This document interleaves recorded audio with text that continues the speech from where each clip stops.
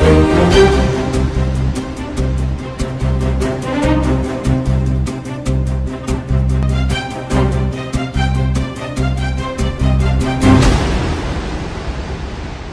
True journalism నిజం news కి స్వాగతం. విశాఖ పార్లమెంట్ అభ్యర్థిగా కూటమి తరపున ఎన్నికలలో పోటీ చేస్తున్న శ్రీ భరత్ సోమవారం జిల్లా కలెక్టరేట్ లో నామినేషన్ దాఖలు చేశారు. ఎంవీపీ డబుల్ రోడ్డులో గల ఎన్నికల కార్యాలయం నుంచి ఉదయం 8 గంటలకు భారీగా కదిలి వచ్చిన టీడీపీ, జనసేన, బీజేపీ శ్రేణుల సందోహం మధ్య కలెక్టరేట్ వరకు ర్యాలీగా వెళ్లి నామినేషన్ పత్రాలను సమర్పించారు. విశాఖ పార్లమెంట్ అధ్యక్షుడు గండి బాబ్జీ, కూటమి అభ్యర్థులు వెలగపూడి రామకృష్ణ బాబు, పల్లా శ్రీనివాస్, పీజీవీఆర్ నాయుడు, వంశీకృష్ణ శ్రీనివాస్ హాజరయ్యారు. నామినేషన్ దాఖలు చేసే సమయంలో ర్యాలీలో శ్రీ భరత్ వెంట ఆయన భార్య తేజస్విని పాల్గొన్నారు. జై బాలయ్య, జై జై తెలుగుదేశం, జై భరత్ అంటూ కార్యకర్తలను ఉత్సాహపరిచారు. నామినేషన్ పత్రాలను సమర్పించిన అనంతరం మీడియాతో శ్రీ భరత్ మాట్లాడుతూ, విశాఖలో ఆరోగ్యకరమైన వాతావరణం కావాలంటే నగర కాలుష్యం ప్రధాన సమస్యగా ఉందని పేర్కొన్నారు. ఆరోగ్య విశాఖ తన ధ్యేయమని, ముఖ్యంగా పోర్టు కాలుష్యం సహా విశాఖలో వాతావరణాన్ని కలుషితం చేసే అన్ని అంశాలను పరిష్కరిస్తామన్నారు. విశాఖ నగరంలో ప్రజల తాగునీటి అవసరాలను తీర్చడం, వార్డులలో సరైన రహదారుల నిర్మాణం, భూగర్భ డ్రైనేజీ వ్యవస్థను సరిదిద్దడం, ట్రాఫిక్ సమస్యలను పరిష్కరించాలని ప్రజలు కోరుకుంటున్నారని, వారి ఆకాంక్షలు నెరవేరుస్తానని శ్రీ భరత్ అన్నారు.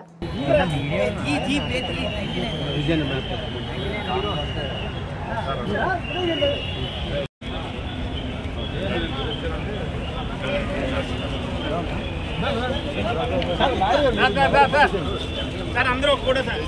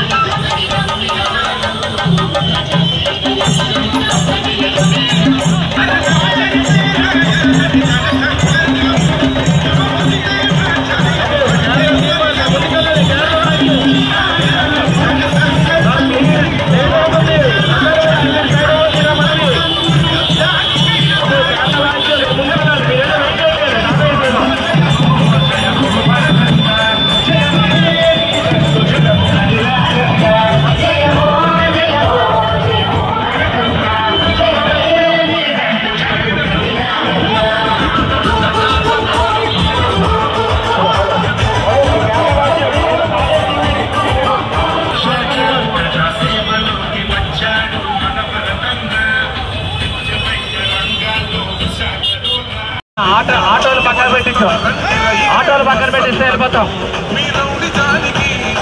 ఆటోలు పక్కన పెట్టమనండి. ప్రచారానికి బైకులు కూడా సైడ్ నుంచి వెళ్ళాలి. మన ముందున్న ప్రచార ఆటోలు దయచేసి మీరు సైడ్ ఇవ్వాలి. ట్రాఫిక్ ఓపెన్ అవుతుంది. మన ముందున్న ప్రచార ఆటోలు మన ఆటోలన్నీ సైడ్ ఇస్తే మీడియా వెహికల్ కార్ వెహికల్ ముందుకెళ్తుంది, లేట్ అవుతుంది. ముందుకెళ్ళాలి.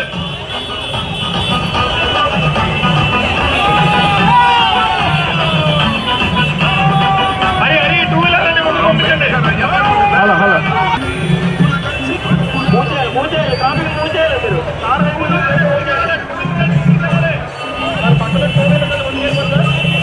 జనసేన కలిసి వెళ్తే గెలుస్తాము, కానీ బీజేపీ మనకి సహాయం ఉండడం వల్ల రేపు ఈ అప్పుల పాలైన రాష్ట్రానికి నిధులు తీసుకుని రావాలన్నా, ఇక్కడ ఏ ప్రాజెక్ట్ పూర్తి చేయాలన్నా, మన ఇది బీచ్ రోడ్ 6 లైన్ చేయడము, లేకపోతే పెందుర్తి అరకు రోడ్ చేయడము, మెట్రో రైల్ ప్రాజెక్ట్ చేయడము, పోలవరం ప్రాజెక్ట్ పూర్తి చేసి ఇక్కడ సాగు పరిశ్రమకు అవసరాల కోసం నీరు తీసుకుని రావడము, ఇలాంటి రకరకాల సమస్యలు. ఉద్యోగ కల్పన కూడా ఈ ప్రభుత్వంలో పూర్తిగా వైఫల్యం అవడం వల్ల చాలామంది చదువుకున్న యువత ఈ ప్రాంతం వదిలేసి ఇతర రాష్ట్రాలకు వెళ్ళిపోవడం చాలా బాధాకరం. అంటే వాళ్ళు వెళ్ళాలనుకుంటే వెళ్ళడం తప్పు కాదు, కానీ ఉండాలనుకునే ఉద్యోగం ద్వారా వెళ్ళిపోవడం అనేది చాలా బాధాకరం. సో మేము రాష్ట్ర వ్యాప్తంగా 20 లక్షల ఉద్యోగాలు సృష్టిస్తా అన్నాం. మరి దాని భాగంగా నేను ఒక ఎంపీ అభ్యర్థిగా మినిమం ఇక్కడ 1,00,000 ఉద్యోగాలు విశాఖలో సృష్టించాలనే ఒక బాధ్యత కూడా తీసుకోవడం జరిగింది. కేంద్ర ప్రభుత్వంతో మేము ఉన్నా సరే విశాఖ స్టీల్ ప్లాంట్ ప్రైవేటీకరణ కూడా ఆపడం అనేది మా ప్రథమ ఎజెండా. మొన్న గాజువాకలో మాట్లాడుతూ కూడా మా నాయకుడు చెప్పారు. అలాగైతే 2002లో అప్పుడు ఎర్రన్ నాయుడు గారు, ఎంబీఎస్ మూర్తి గారు ఎంపీలుగా ఉండి అప్పుడు వాజ్పేయి గారిని కన్విన్స్ చేసి స్టీల్ ప్లాంట్ ప్రైవేటీకరణ అవ్వకుండా ఆపారు. అప్పుడు కూడా మేము ఎన్డీఏ కూటమిలో కూడా ఉన్నాం. ఇప్పుడు కూడా మా నమ్మకం ఏంటంటే రాష్ట్ర ప్రభుత్వం ఒప్పుకోకుండా కేంద్ర ప్రభుత్వం ఇక్కడ మన సెంటిమెంట్ని దెబ్బతీసి ఏమీ చేయలేరని చాలా బలంగా నమ్ముతున్నాం. ఇలా రకరకాల అంశాల మీద మేము జనాల్లో కూడా వెళ్ళి మాట్లాడుతున్నాం. మా సూపర్ 6 మేనిఫెస్టో కూడా మేము సంక్షేమం ముందుకు తీసుకెళ్తూ రాష్ట్రంలో పెట్టుబడులు తీసుకొచ్చి ఆదాయం పెంచి 2 బ్యాలెన్స్ చేయాలని మా ఆలోచనే తప్ప పుట్టి అప్పులు తీసుకుని విశాఖపట్నం ఆస్తులు కూడా తాకట్టు పెట్టేసి ఆ అప్పులు అభివృద్ధి కోసం ₹1 ఖర్చు పెట్టకపోవడం అనేది ఈ ప్రభుత్వ వైఫల్యం. ఇవన్నీ జనాలు గమనిస్తున్నారు. అందుకే స్పందన కూడా ఇవాళ చాలా అద్భుతంగా ఉంది. Thank you. రిజల్ట్స్ వచ్చేసి ఉండేవి. యాక్చువల్గా మాకు ఎలక్షన్స్ 2 నెలలు అవడం అనేది వైసీపీ వాళ్ళకి అవకాశం. వాళ్ళు ఏంటి అంటే మా లీడ్ని వాళ్ళు తగ్గించుకోవడానికి ప్రయత్నించుకుంటున్నారేమో. మా వరకు ఏంటంటే ఎక్కడికి వెళ్ళినా సరే లాస్ట్ టైం అంటే మొన్న ఎమ్మెల్సీ ఎలక్షన్ జరిగినప్పుడు మేము ప్రచారం చేస్తూ కూడా చెప్పాం, 34 నియోజకవర్గాలకు సంబంధించిన గ్రాడ్యుయేట్స్ ఎమ్మెల్సీ పోటీలో ఇది సెమీఫైనల్స్. ఈ సెమీఫైనల్స్లో మీరు ఎట్లాంటి తీర్పు ఇస్తారో అది ప్రజల తీర్పు అని అందరికీ చెప్పాము. మీ అందరూ ఆ ఫలితం కూడా చూశారు. 1 నెల రోజులు అనగా చిరంజీవి గారికి టికెట్ ఇచ్చాం. అప్పటికి అసలు రాజకీయంతో పరిచయం లేదు. ఆయన 34 నియోజకవర్గాలు కలిసి మా కార్యకర్తలు కలవడమే 20 రోజులు అయిపోయింది. యాక్చువల్గా ప్రచారం చేసింది 10 రోజులు కూడా కాదు. కానీ 16-17% లీడ్తో గెలిచారు అంటే ఇక్కడ ఉన్న వాళ్ళు ఎట్లా ఆలోచిస్తున్నారో అందరూ ఒకసారి గమనించాలి. మొన్న 3 పార్టీలు వేరేగా పోటీ చేయడం వల్ల వాస్తవంగా త్రిముఖ పోటీ ఎంపీస్కి క్రాస్ ఓటింగ్ అయ్యి నేను 4 ఓట్తో ఓడిపోవడం కరెక్టే. కానీ ఈసారి బీజేపీ జనసేన కూడా మేము కలిసి ఉన్నాము. అంతేకాకుండా అప్పుడు రాష్ట్ర వ్యాప్తంగా ఒక ఛాన్స్ ఇద్దామని వైసీపీకి వేసుంటారు. మరి ఇప్పుడు ఆ ఛాన్స్ ఇచ్చిన తర్వాత ఎంత తప్పు చేశారో చాలామంది గమనించారు. కాబట్టి ఆ తప్పు రెండోసారి చేయరని చాలామంది మాకే వచ్చి చెప్తున్నారు. అయితే మేము రిలాక్స్ అవ్వకూడదు, తప్పకుండా కష్టపడి పనిచేయాలి. ఎందుకంటే ప్రభుత్వ యంత్రాంగం, ప్రభుత్వ అధికారులు వాళ్ళ చేతిలో పెట్టుకుని వాళ్ళు చెప్పేది చేసినట్టు చాలా అన్యాయంగా చాలా ప్రాంతాల్లో, అన్ని ప్రాంతాలు అన్యాయం కానీ చాలా ప్రాంతాల్లో అట్లా చేస్తున్నారు. సో మేము రిలాక్స్ అయితే మాత్రం వాళ్ళు దొంగచాటుగా ఓట్లు లీడ్ చేసేసి ఇంకేదో చేసేసి ఎట్లా గెలవాలి, డబ్బులతో జనాలు ఎట్లా కొనేయాలనేది ఆలోచనలో ఉన్నారు. అందుకే మేము అందరం తప్పకుండా కృషి చేస్తాము. ఈ మీడియా మిత్రుల ద్వారా కోరేది ఏంటి అంటే ఓటర్స్ అందరినీ దయచేసి మీరు ఎవరు రిలాక్స్ అవ్వద్దు. ప్రభుత్వ వ్యతిరేకంగా ఉంది కదా అని ఈ కూటమి గెలిచిపోద్దని రిలాక్స్ అవుతే మాత్రం దెబ్బతింటాం. అందరూ పెద్ద సంఖ్యలో బయటకు వచ్చి ఓటు చేయమని కోరుతున్నాను. ఫస్ట్ మన బాధ్యత ఒక సిటిజన్గా ఓటు వేయడం. విశాఖపట్నంలో ఓటింగ్ పర్సంటేజ్ లాస్ట్ టైం కూడా 66-67% ఉండింది. ఈసారి కోరేది ఏంటంటే అది అట్లీస్ట్ 70% దాటాలి అనేది. మధ్యతరగతి కుటుంబాలు, పెద్దవాళ్ళు చాలామంది ఏంటంటే సమ్మర్ హీట్లో May 13th మేము రామా వద్దా అనే ఆలోచన వద్దు. మీ అందరికీ రిక్వెస్ట్ చేసేది కుదిరితే ఎర్లీ మార్నింగ్ రండి, లేకపోతే సాయంత్రం 3 గంటల తర్వాత వచ్చి తప్పకుండా మీ ఓటు హక్కు మీరు అందరూ వినియోగించాలని కోరుకుంటున్నాను. Thank you. ఇవాళ పార్లమెంట్ విశాఖపట్నం కోసం అభ్యర్థిగా నామినేషన్ కలెక్టర్ ఆఫీస్లో ఫైల్ చేయడం జరిగింది. మా 7 నియోజకవర్గ అభ్యర్థులు కూడా ఈ ర్యాలీలో పాల్గొనడం జరిగింది. ఒకటే ఎస్కోట కాన్స్టిట్యున్సీ సాయంత్రం చంద్రబాబు నాయుడు గారి పర్యటన అక్కడ ఉండడం వల్ల, ప్రజాగలం మీటింగ్ వల్ల కోల లలిత్ కుమార్ గారు పాల్గొలేకపోయారు. అయితే మా MBP double road election office నుంచి ర్యాలీ మొదలుపెట్టి Maddilapalem centre, Gurudwara, LIC building, KGH ఫైనల్గా కలెక్టర్ ఆఫీస్లో ఎండ్ అయింది. చాలా సంతోషంగా ఉంది. ఈ 3-4 నియోజకవర్గాల నుంచే కాకుండా ఇతర నియోజకవర్గాల నుంచి కూడా పెద్ద ఎత్తున కార్యకర్తలు, నాయకులు, జనరల్ పబ్లిక్ కూడా మద్దతు పలికారు. వాళ్ళ స్పందన చూసి చాలా ఆనందంగా అనిపిస్తుంది. భవిష్యత్తులో ఓట్లో కూడా ఎట్లా ఉండబోతుందో ఒక బలమైన అంచనా కూడా మా అందరికీ అనిపిస్తుంది. అయితే విష్ణుకుమార్ రాజు గారు ముందే ఇంకో ప్రోగ్రాం పెట్టుకోవడం వల్ల కొంచెం పాల్గొని వెళ్ళారు. కానీ మా మిగతా అభ్యర్థులు ఇక్కడ వంశీకృష్ణ యాదవ్ గారు, గణబాబు గారు, గలపూడి గారు, పల్లా శ్రీనివాస్ గారు, గంటా శ్రీనివాస్ గారు అందరూ పాల్గొనడం జరిగింది. నేను 2019లో నామినేషన్ ఫైల్ చేసినప్పుడు అప్పుడు టికెట్ వచ్చి జస్ట్ 1.5 డే అయింది. హడావిడిగా వేసేసి జనాలందరినీ కలుపుకోలేకపోయాం ఆ నామినేషన్ ర్యాలీలో. సో ఈసారి డెఫినెట్గా అందరినీ చూసి అందరినీ కలిసే అవకాశం, ప్రత్యేకంగా మా కీలకమైన నాయకులు, 3 పార్టీ నాయకులు, జనసేన, బీజేపీ, తెలుగుదేశం, అండ్ వాళ్ళు ఉత్సాహం చూసి నాలో ఇంకా మరింత ఉత్సాహం నిండింది. మా నాయకులందరికీ కూడా థ్యాంక్ యూ చెప్తున్నాను.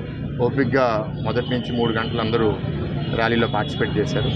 ఇవాళ మా అందరి మీద ఒక బాధ్యత ఉంది.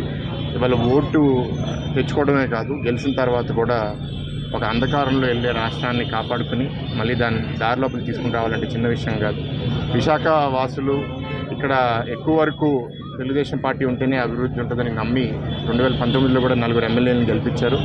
మేము ఓడిపోయిన సీట్లు కూడా తక్కువ మార్జిన్తో ఓడిపోయాం. ఈ ప్రాంతం అంతా అభివృద్ధి కావాలి, సంక్షేమం కావాలి, 2 బ్యాలెన్స్లో ఉండాలని కోరుకునేవాళ్ళు. రాష్ట్రం మంచి దారిలో నడవాలని కూడా అంటున్నారు. మొన్నే ఒక కామన్ సిటిజన్ మాట్లాడుతూ కూడా చాలా బాగా ఈ ప్రభుత్వం వైఫల్యం ఏంటి అనేది ఎత్తి చూపించారు.